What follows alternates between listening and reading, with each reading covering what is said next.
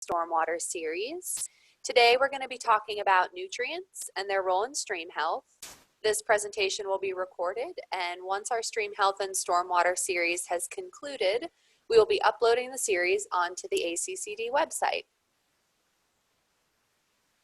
My name is Riley Sunday, and I run our dirt, gravel, and low volume road grant program and our nutrient and manure management program.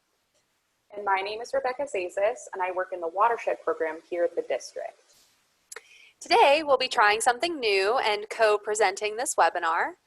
We look forward to sharing this presentation with you today, and if you have any questions while we're presenting, feel free to put them in the chat box at the bottom of your screen, and we'll answer those at the end of the presentation. Like we mentioned, this is the 5th installment of our series. If you missed our previous webinars, remember they'll be available online, and we still have 2 more webinars coming up next week where we'll discuss municipal and homeowner solutions.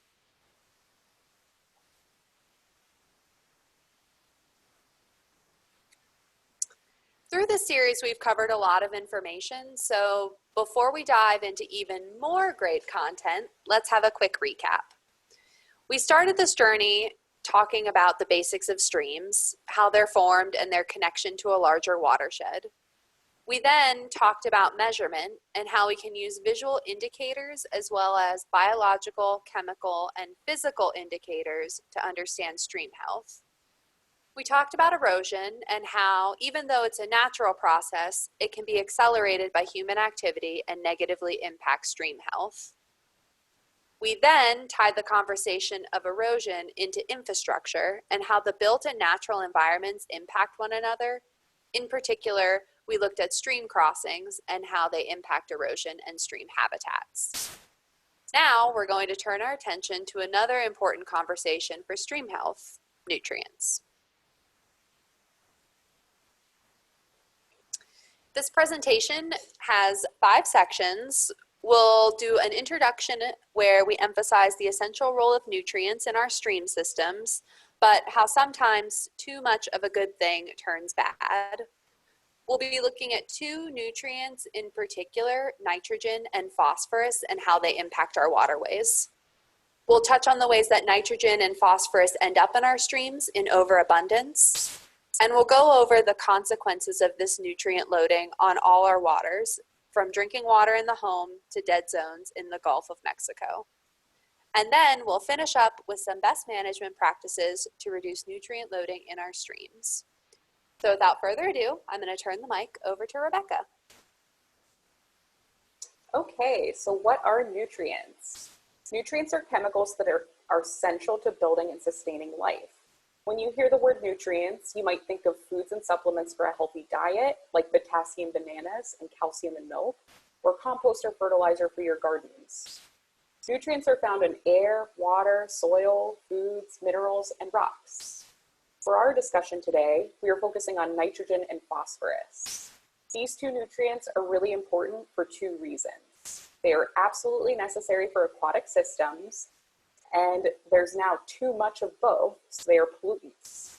The old adage, too much of a good thing is a bad thing, applies here. Nitrogen and phosphorus are 2 nutrients in particular that are essential for many important processes, including as a building block of our DNA and forming proteins, bone development, cell membrane development, and, importantly for this chapter, as a fuel for plant growth and a base of the food chain. In aquatic environments, nitrogen and phosphorus are essential for plant and algae growth. These plants, in turn, provide food and habitat for fish and other life in the water.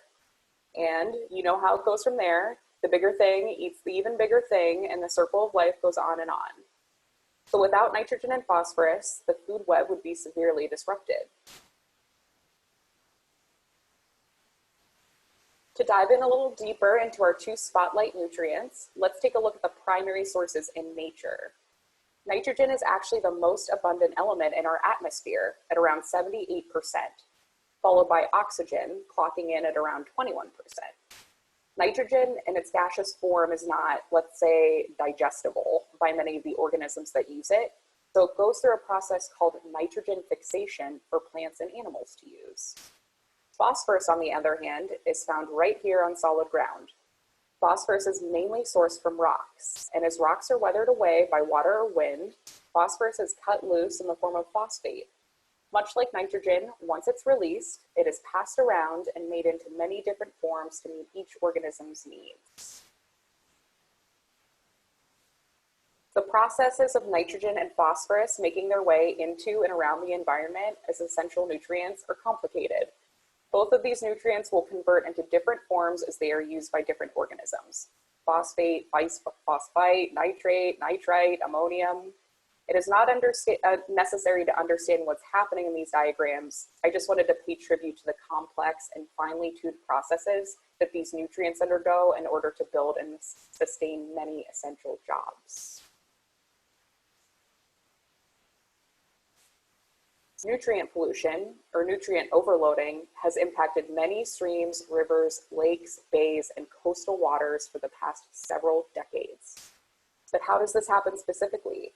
How do certain activities lead to excess nutrients in our streams and waterways? Even though nitrogen and phosphorus are essential in this complicated web, certain activities can lead to too many nutrients and can have some serious consequences for environmental and human health. Too much nitrogen and phosphorus in the water causes algae to grow faster than ecosystems can handle. Significant increases in algae harm water quality, food resources, and habitats, and decrease the oxygen that fish and other aquatic life needs to survive. Increased nitrogen and phosphorus impacts drinking water quality, agricultural productivity, commercial fishing, and tourism. We're going to talk a little bit more about these consequences in this presentation. Consider this flowchart and all of the interconnections related to nutrient pollution. Although these two essential nutrients occur naturally in our systems, activities happening near streams and on land can lead to higher concentrations.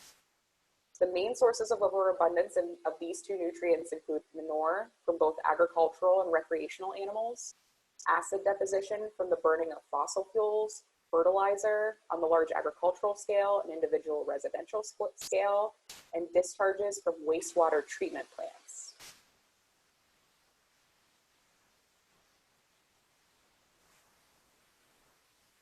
Although these sources are on a much smaller scale nationally than the previously mentioned sources, these are common practices and issues in our region. Yard inputs like leaf piles and grass clippings stored next to or in a stream, dog waste, and combined sewer overflows.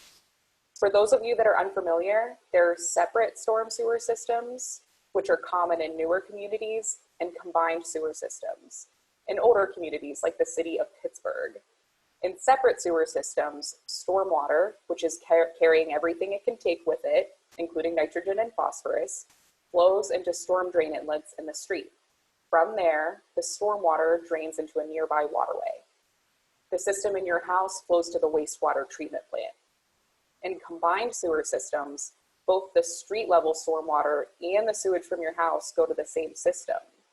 When it rains above a certain amount, the emergency overflows provide relief to the system by allowing the excess storm and sewage water to flow directly into the stream or river.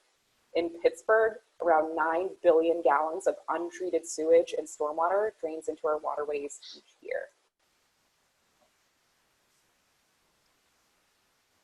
So we've established that nutrients are naturally occurring and need to maintain a balance in a stream system. We have also talked about some practices that result in excess nutrients entering into our water systems and result in dangerous problems for human and environmental health. Now let's take a closer look at the main offenders of nutrient pollution: farms, lawns, and sewage.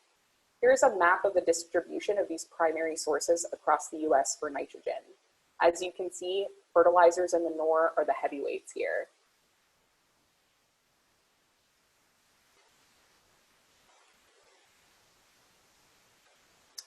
Here's a closer look at the primary sources of nutrient loading, specifically within the Mississippi River watershed, of which we are members of because the Allegheny River and Monongahela River flow into the Ohio River, which then flows into the Mississippi River.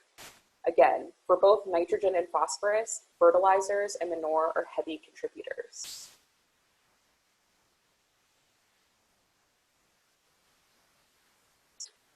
Stormwater runoff is the primary method of transportation of nutrients into our waterways.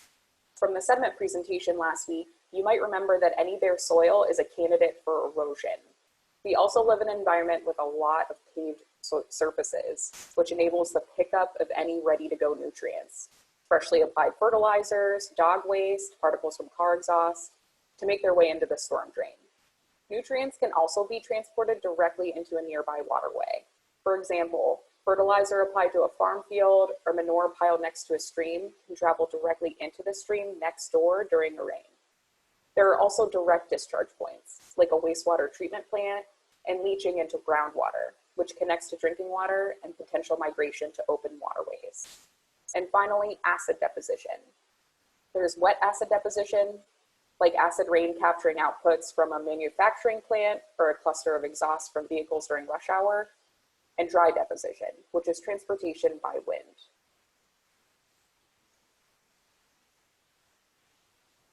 Let's take a closer look now at some of the farm practices that can lead to the deposition of nutrients in our streams and waterways. They are, like Rebecca mentioned, one of the biggest causes of excess nutrients in water. One statistic cites that 70% of non-point source pollution in the Chesapeake Bay comes from just one county in Pennsylvania. And this particular county alone accounts for 1/5 of Pennsylvania ag production. In order to prevent nutrient contamination from farms, farmers are required to implement a host of practices that strive to keep manure contained and apply manure nutrients to fields where crops are able to absorb the nitrogen and phosphorus. There are a lot of incentives for farms to implement these kinds of practices, because not only does it help to protect the environment, but manure provides vital plant nutrients. If the manure is running into the stream, it's not being utilized by plants as fertilizer and could also lead to nutrient deficiencies for crops. Farmers also implement practices that prevent or reduce erosion. Erosion reduction is a particularly important factor in keeping phosphorus out of our water. Phosphorus binds tightly to soil particles, so by reducing erosion in fields where excess phosphorus might be found, farms accomplish an important environmental goal of keeping phosphorus out of the waterways. But there's also the additional benefit of reducing sedimentation, something we've mentioned a couple times throughout this series as something that negatively impacts stream health. Sometimes, despite best efforts, nutrient pollution can and does still happen.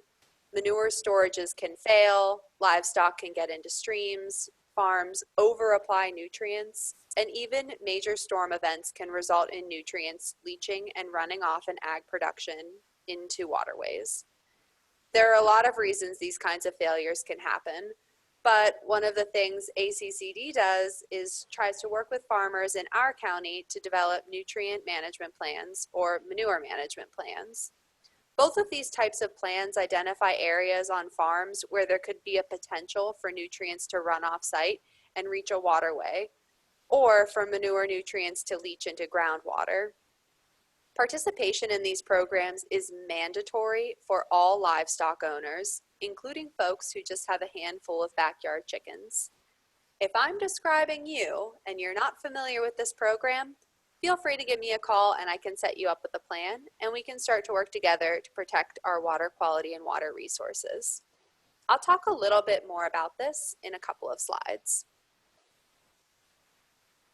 Okay, we know that there are at least 40 million acres of lawn in the US. This figure is from 2005, and I would not have a hard time believing that we have clocked in a few more acres over the past 15 years. Too much lawn presents two problems.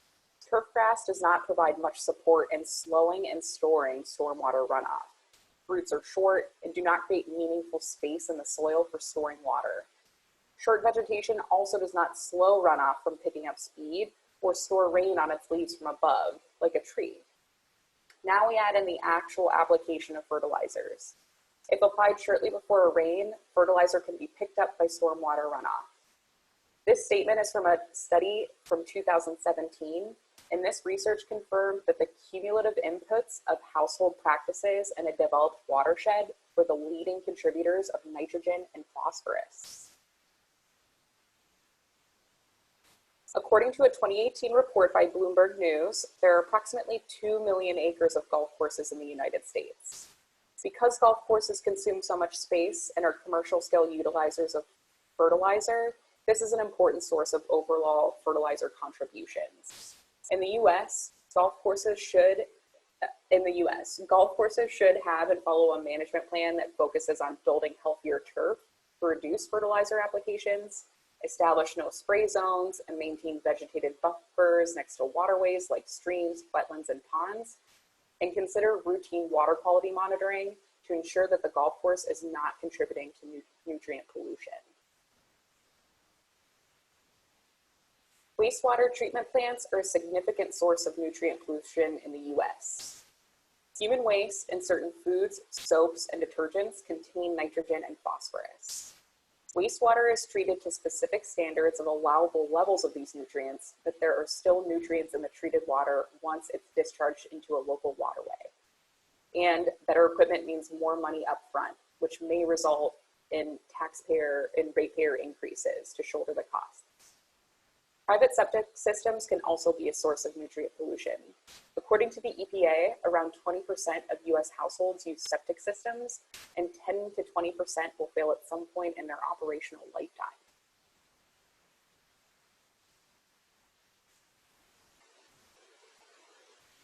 In our previous chapters, we talked about stream health characteristics like dissolved oxygen, habitat diversity, riparian buffers, temperature, and food sources.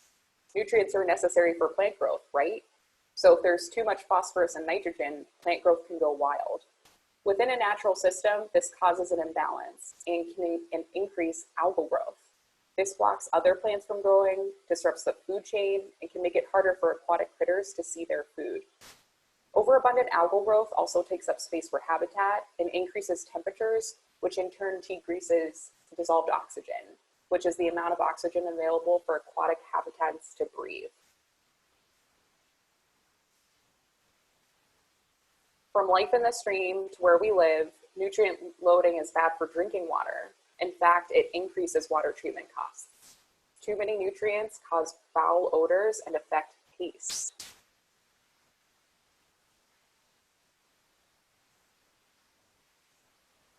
Beyond drinking water treatment, nutrient pollution can pose problems to human health. Excess nitrates can actually cause something called blue baby syndrome, which is caused by decreased hemoglobin in the blood.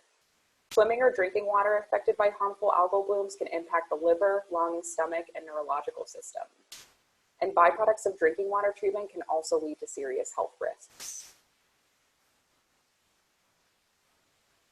While not as much of an issue in our neck of the woods, nutrient pollution is a big deal for lakes, coastal areas, and ponds.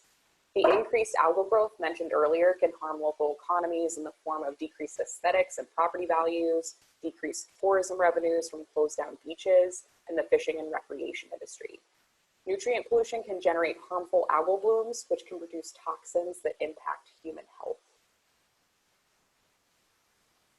I lived in Vermont next to Lake Champlain, and it was not uncommon to not be able to swim because of algal blooms. The beaches were actually shut down.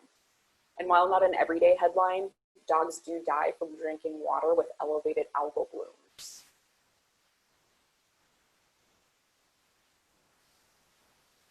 Again, while many of us in this area do not experience the impacts of harmful algal blooms and other issues associated with too much algal growth in lakes and ponds, consider all the inputs we just talked about: fertilizers, manure, sewage, dog waste, and that we live in a big watershed. Here's a video from all the flows all the way up in Pittsburgh, moving down to the Gulf of Mexico.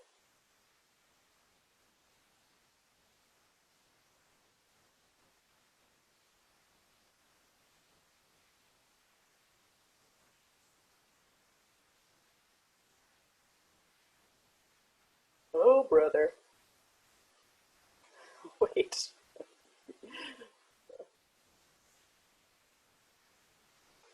It is now commonplace for the Gulf of Mexico to undergo an annual dead zone, which means sweeping depleted oxygen.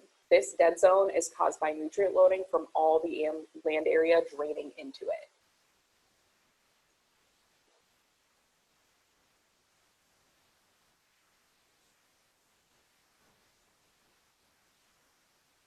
The consequences for overabundance of nutrients are serious for the waters of the Commonwealth and beyond. Luckily, there are some solutions and intervention points that target key areas where overabundance tends to come from. Agriculture being a really important area of nutrient pollution, I mentioned before that farms are required to participate in programs that reduce the possibility of runoff overloading nutrients into waterways. When it comes to agriculture and possible nutrient pollution, there are two regulatory programs that require farms to develop plans that account for storage, collection, application, export, and manure record keeping. These programs are called the Act 38 Nutrient Management Program and the Chapter 91 Manure Management Program. Both of these programs share a goal of protecting water quality from manure nutrients. The main difference between the two is that Act 38 regulates livestock operations with higher animal densities. But it's not just folks who own livestock that need to worry about manure or contributing to manure-related pollution. All operations that produce or use manure are required to have plans. This includes landscapers who might be using manure to create high-quality compost. Both Act 38 nutrient management plans and Chapter 91 manure management plans hinge on the identification of environmentally sensitive areas and emphasize using setbacks from these areas with livestock grazing and manure application. The plans require the identification of vegetated pastures and bare areas like barnyards or heavy use areas where manure might just be more likely to run off. In addition to the required regulatory programs, there are some specific best management practices I'd really like to call out. The first is an effort that needs to be made to keep clean water clean. What does this mean? When we think about the water that drops during a rainstorm into a stream, that's not water we would consider to be polluted. It has not yet crossed the landscape, picking up the contaminants along the way, and that's what makes it clean water. So how do we keep clean water clean? On farms, this means putting things like gutters on barns, especially above barnyards like this bare area here in this first picture. Things like putting a roof over a manure storage or stack to keep water from infiltrating through the pile, and diverting this clean water around areas where manure is stored or around these bare areas. The second best management practice is to just generally limit bare areas. This means that if there's a space where a farm would like to have a pasture, ensure that the rotational use of that field allows for vegetation to establish and stay put. Maintaining pastures is difficult, which is why it's important to have designated bare areas where livestock can get their exercise, but will not deplete the resources broadly across the farm. These designated bare areas should be strategically placed so water isn't flowing through them, and if water does enter the area, it can be treated as it flows out the other side. When it comes to fields, making sure the soil is not left bare can be another critical intervention point. As I mentioned, erosion reduction helps preserve nutrients on site and also limits soil loss and sedimentation. Keeping fields covered can involve strategies like using no-till practices, which leave plant residues and root systems on field, and also the use of cover crops. The third strategy is to limit direct access for livestock to streams. There are a lot of stream miles in PA, which means that there are a lot of farms with streams. Crossing a stream is sometimes required for livestock in order to access pasture land on the other side. Streams can also provide a water source for animals while they're out on pasture. But making sure the access to streams is limited and controlled is an important strategy for ensuring stream health. Livestock can deteriorate stream banks and deposit manure nutrients directly into waterways. Limiting access through fencing and creating designated crossing points limits the potential degradation of stream health while still allowing access to different places on the farm.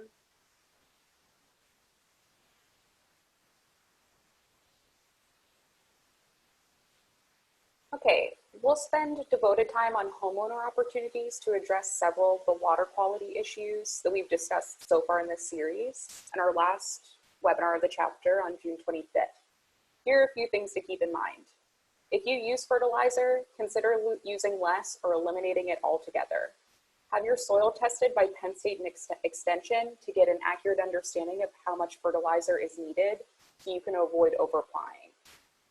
If you have areas of your property that aren't used for anything but are mowed for the sake of being mowed, trees, shrubs, and meadows will help reduce stormwater runoff, improve water quality, and provide a number of other benefits like improving local air quality and more food for pollinators. Leaf piles, grass clippings, and yard waste contribute to nutrient loading. Avoid storing yard clippings next to or in a stream. Check to see if your community provides a yard waste pickup. Leaving clipped grass and leaves in place, or composting. Scoop the poop. Dog waste contains billions of bacteria and it is easily transported by stormwater runoff. If you are a streamside property owner, plant a riparian buffer or establish a no zone next to a stream. Vegetation helps to slow, reduce, and filter runoff before it enters the stream. Buffers also help to strengthen stream banks, which reduces erosion and sedimentation.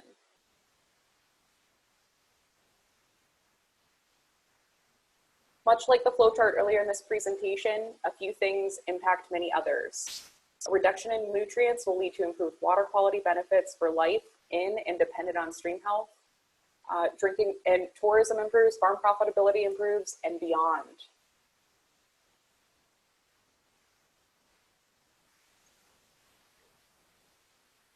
So a couple of messages that we can just take home with us as we look forward to our next two webinars and move forward in our lives. So nutrients, we need to know they're naturally occurring in streams, but humans can cause overabundance of nutrients through agricultural activities, yard maintenance, and management of outdoor activity areas. Good land stewardship practices like maintaining vegetation, modifying fertilizer application, and installing farm BMPs improve stream health by reducing nutrient loads. Thanks so much for listening, and now we can open up the floor to questions. Thank you, Riley and Rebecca, for that great information. I do have one question. How close is too close to a stream for a pile of yard debris, especially if it's mostly material produced in the riparian zone already? If it's produced in the riparian zone and you're not actively storing yard waste in the riparian zone, when I say yard waste, I mean that you mow your grass, you mow and bag your grass and then put it in or next to the stream, or rake your leaves and put it in or next to the stream. So if it's naturally occurring, I say leave it in place.